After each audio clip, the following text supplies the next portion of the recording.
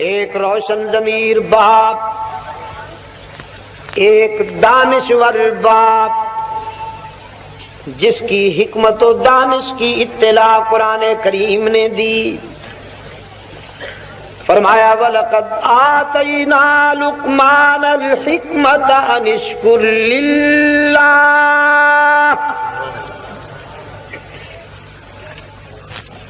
حکمت و دانائی کا یہ نامور کردار اپنے بیٹے کو بلاتا ہے۔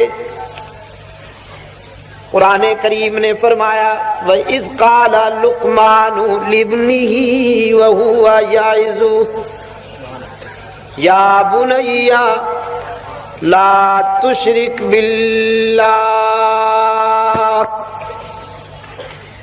لقمان نے اپنے لخت جگر کو اس دنیا کو چھوڑتے وقت قریب بلایا، فرمایا بیٹا میں نے تیرے لیے محلات تو نہیں بنوائے، سونا چاندی کی وراثت نہیں چھوڑ رہا، جاگیریں نہیں چھوڑ رہا، لیکن پیارے بیٹے میں تیرے لیے حکمت کا بول چھوڑتا ہوں،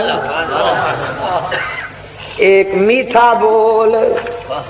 اگر تو نے اسے اپنا لیا سونا چاندی اتنا فائدہ نہیں پہنچائیں گے جتنا یہ بول فائدہ پہنچائے گا۔ لا تشرک باللہ، چاہے کچھ ہو جائے اللہ کے ساتھ کسی کو شریک نہ بنانا۔ ان الشرک لظلم عظیم، کہ شرک بہت بڑا ظلم ہے، بہت بڑی بے وفائی ہے، نمک حرامی ہے اور غداری ہے۔ سونا فنا ہو جاتا ہے، جاگیریں چھن جاتی ہیں۔ سرگودا سے ہم گزرے، تیوانوں کی یادگاریں، بنگلے اور کوٹھیاں بھائیں بھائیں کر رہی تھی، کھڑی ہوئی۔ کم ترکو من جنات وعیون وزروع ونخل طلعها حضیم۔ فرمایا نوشیرواں کے در پہ لکھا تھا بآب زر، نوشیرواں کے در پہ لکھا تھا بآب زر، اس منزل غریب کے ساکن کہاں گئے؟ نعرہ تکبیر۔ ہم نے دیکھے ہیں ایسے ہزاروں کہ جن کا معطر بدن تھا، مشین چلن تھا، جب قبر کہن ان کی کھودی تو دیکھا نہ عضو بدن تھا نہ تارے کفن تھا۔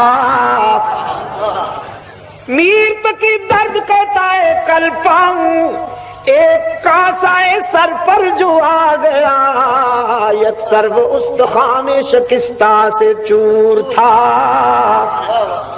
قبرستان سے گزرتے ہوئے کسی کی پرانی کھوپڑی پہ پاؤں آ گیا، امتداد زمانہ نے اسے بوسیدہ کر رکھا تھا، پاؤں آیا تو ریزہ ریزہ ہو گئی، کہنے لگی کہ دیکھ کے چل راہ بے خبر، کہنے لگی کہ دیکھ کے چل راہ بے خبر، میں بھی کبھی کسی کا سرے پرغرور تھا۔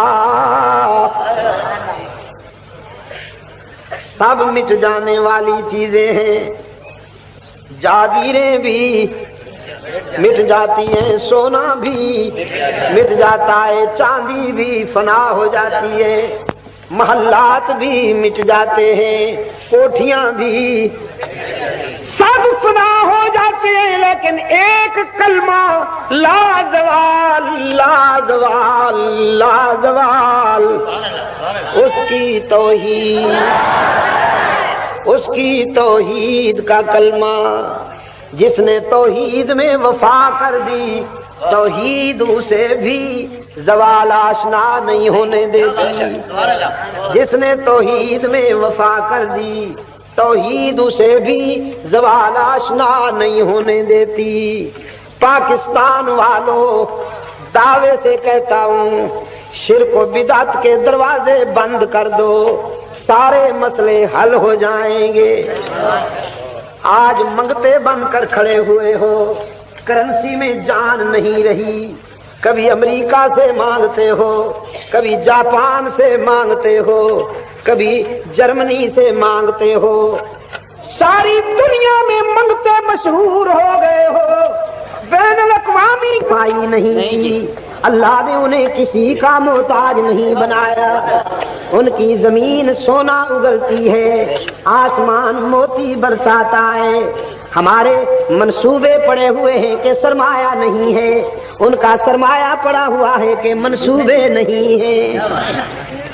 یورپ کے بینک مشرق وسطی کی دولت سے بھرے ہوئے ہیں. دنیا مانتی ہے اگر سعودی عرب یورپ کے بینکوں سے سرمایہ نکال لے تو دیوالیہ ہو جائے, بینک بیٹھ جائیں. کبھی کبھی خیال آتا ہے کہ یہ سرمایہ نکال کیوں نہیں لیتے,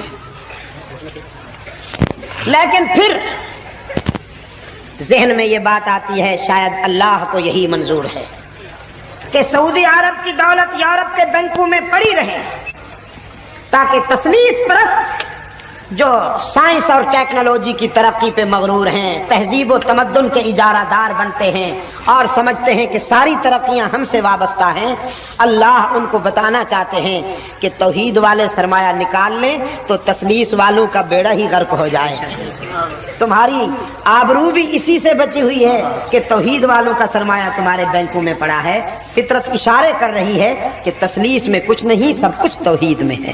دنیا بھی توحید میں ہے, آخرت بھی توحید میں ہے.